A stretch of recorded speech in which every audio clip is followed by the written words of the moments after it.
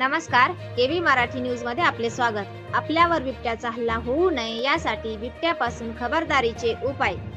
वनपरिक्षेत्र कार्यालय वैजापूर प्रादेशिक. आपल्यावर बिबट्याचा हल्ला होऊ नये यासाठी आपण काय उपाय केले पाहिजे?